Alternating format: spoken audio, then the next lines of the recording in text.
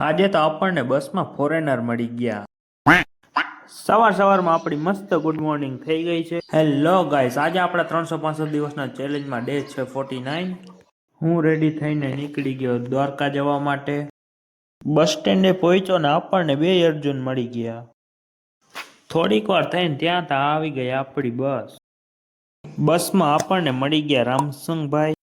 દ્વારકા પહોંચ્યા ને ત્યાં તો ફાટક બંધ હતું। જેવું જ ફાટક ખુલ્યું ત્યાં હું પહોંચી ગયો બસ સ્ટેન્ડ। ત્યાંથી અમે બધા મિત્રો વયા ગયા આઈટીઆઈ બાજુ।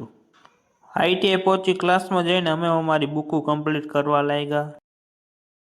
બુકો કમ્પ્લીટ કરતા કરતા પડી ગયો તો બ્રેક, તો અમે વડલા નીચે વયા ગયા જમવા। જમીને મેં ખાઈ લીધી સિગ્નેચર ને થોડીક વાર ટાઈમ પાસ કર્યો ને બ્રેક થઈ ગયો તો પૂરો ને અમે પાછા વહી ગયા આઈટીઆઈ બાજુ।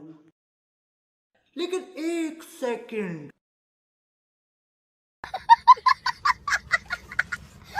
સહી કરી નાખીને પડી ગઈ રજા।